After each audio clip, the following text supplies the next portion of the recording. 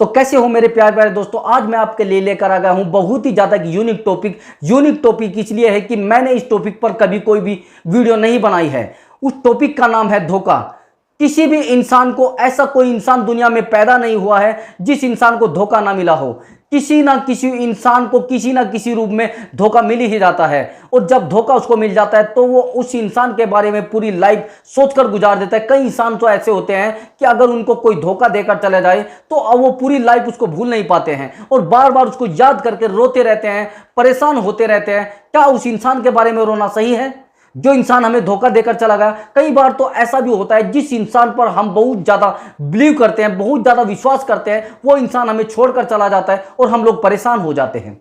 जिस इंसान पर आपने बहुत ज्यादा विश्वास किया और वो आपको एकदम से छोड़कर चला जाए, भैया धक्का तो लगता ही है, हर्ट भी बहुत ज्यादा होता है। तो ऐसे लोगों से छुटकारा पाने का, और ऐसे लोग जब हमें छोड़कर जाते हैं तो क्या तरीका है, इस वीडियो में मैं आपको बताऊंगा। वीडियो को ध्यान से देखना और चैनल को सब्सक्राइब कर देना ताकि हमारी वीडियो की नोटिफिकेशन आप तक पहुंच जाए।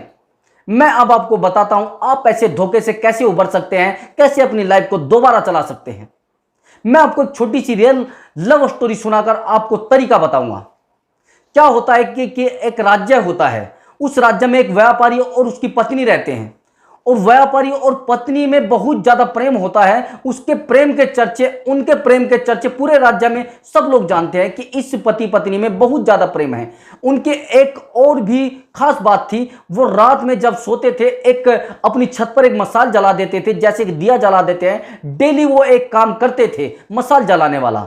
जब ये मसाल जलती रहती थी सब लोग देखते थे कि इस पति पत्नी में कितना प्रेम है। एक बार ऐसा होता है, उस राज्य के राजा और रानी अपनी छत से पूरे राज्य को निहारते रहते हैं। अब वो देखते हैं कि यार ये जो पति पत्नी है इसमें बहुत ज्यादा प्रेम है, इन दोनों में बहुत ज्यादा प्रेम है। ये प्रेम जो है, अब पत्नी बोलती है कि ये जो प्रेम है ये केवल और केवल उस स्त्री की वजह से है, उसकी पत्नी की वजह से है। अब राजा बोलता है नहीं नहीं, ये जो प्रेम है उसके पति की वजह से है। अब इस बात पर एक बहस छिड़ जाती है। अब राजा और रानी एक राय ले लेते हैं, एक तरीका अपना लेते हैं। वो सोचते हैं चलो हम इनकी दोनों की परीक्षा लेते हैं।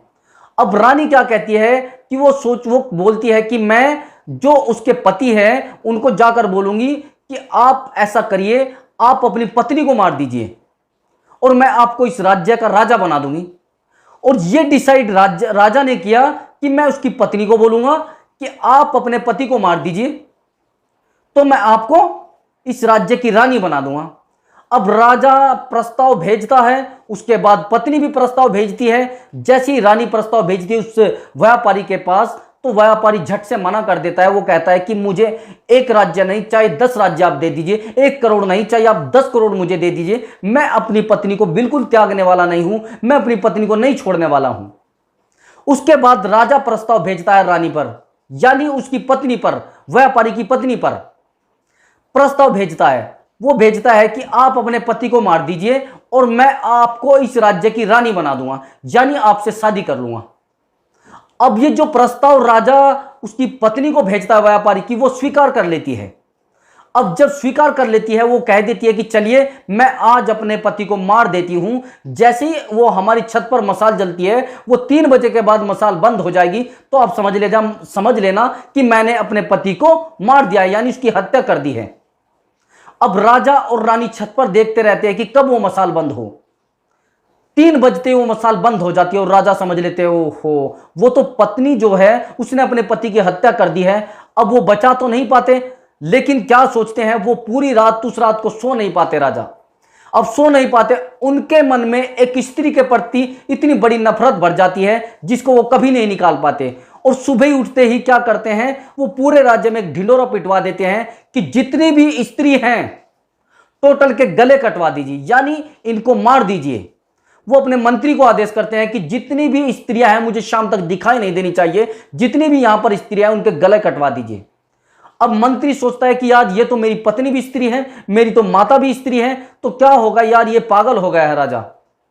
अब मंत्री अपने पिताजी के पास जाता है और वहां पर परेशान हो जाता है। अब वो बोलता है कि पिताजी, मेरे राजा ने मुझे कैसा आदेश दिया है जो मैं आपको बता रहा हूं। वो कहता है बेटा क्या आदेश दिया है?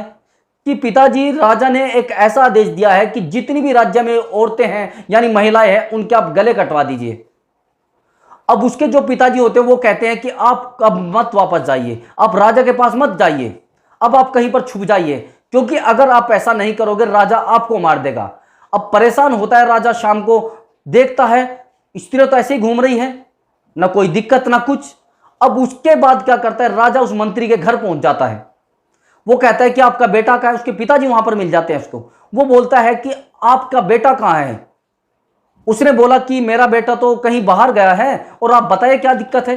कि मैंने उनको एक आदेश किया था कि जितने भी मेरे राज्य में स्त्रियां हैं सबके गले कटवा दीजिए। अब जो वो उस मंत्री के पिताजी थे, वो उस जो राजा के पिताजी थे उनके राज में मंत्री पद पर थे, यानी वो मंत्री रहे थे। अब वो कहते हैं कि बेटा चलिए, ये तो जो आपने डिसीजन ले लिया है, जो निर्णय ले लिया है, मैं उसमें कुछ कर नहीं सकता, लेकिन मैं आपको एक छोटी सी स्टोरी बता देता हूं।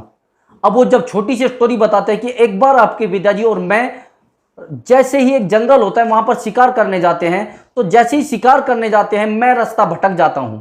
अब जैसे ही मैं रास्ता भटक जाता हूं तो क्या होता है कि मुझे एक योद्धा पकड़ लेता है, पकड़कर और मुझे एक जंगल में ले जाता है, यानी जंगल में कब्रिस्तान होता है वहां पर लेकर जाता है। जब वो कब्रिस्तान में उसको लेकर जाता है तो वो देखता है कि यार यहां पर सब कुछ क्या है, तो उस मंत्री से वो एक कब्र खुदवाता है। एक कब्र तो वो खोदता है और एक कब्र उससे मंत्री से खुदवाता है। अब जैसी कब्र बन जाती है तो वो देखता है कि यार अब उसको मंत्री को ऐसा लग रहा था कि ये कब्र जो है वो मेरी है एक, और दूसरी कब्र के बारे में उसको पता नहीं था किसकी है।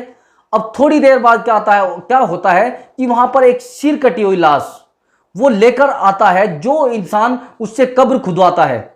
अब वो देखता है कि ये लाश किसकी है। थोड़ी देर बाद ही वो देखता है जो वो इंसान यानी वो योद्धा था वो एक स्त्री है। जैसे ही वो मुंह से नकाब हटाती है वो देखते एक सुंदर कन्या। अब वो उसको बोलता है कि ये क्या है।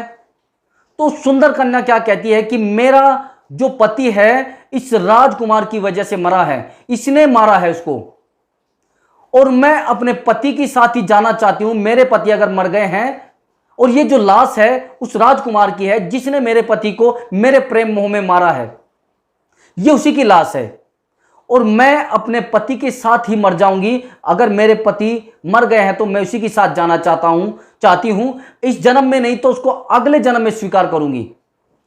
अब वो उसको बोलते हैं कि आप एक बात बताइए, अगर एक स्त्री ने एक पति को मार दिया यानी वो लालची स्त्री है, तो आप ये समझिए कि उस औरत ने अपने पति के लिए अपनी जान न्यौछावर भी तो कर दी है। क्या आप एक स्त्री की वजह से टोटल पूरे राज्य को सजा देंगे? ऐसा नहीं है कि सभी इंसान बुरे होते हैं और सभी स्त्रियां भी बुरी नहीं होती। क्या आपकी मदर स्त्री नहीं है, आपकी बहन स्त्री नहीं है? ऐसा नहीं होता कि एक इंसान हमें धोखा दे जाए तो हम उस इंसान की वजह से टोटल कायनात को बुरा समझ ले। हमें इस स्टोरी से क्या सीख मिलती है? अगर हमारी जिंदगी में हमें धोखा मिल जाए तो हमें धोखे को परमानेंटली अपनी लाइफ से जोड़कर नहीं रखना चाहिए। ऐसा नहीं होता, कई बार धोखे के बाद भी हमें अच्छे इंसान मिल जाते हैं। एक ठप्पा हमें अपनी लाइफ पर नहीं लगा लेना चाहिए कि धोखेबाज इंसान धोखेबाजी होते हैं, उनसे भी अच्छे इंसान होते हैं। ये दुनिया अच्छे इंसानों की वजह से चली है। कई बार ऐसा होता है धोखेबाजों के साथ साथ अच्छे इंसान भी होते हैं। इस स्टोरी से आपको क्या शिक्षा मिलती है? अगर आपकी जिंदगी में आपको धोखा भी मिल जाए तो भी आप अपनी जिंदगी को अच्छे से चलाएं, बिल्कुल पीछे ना हटे और आगे लेकर जाएं। धोखेबाजों से लेकिन सावधान रहें। जय हिंद।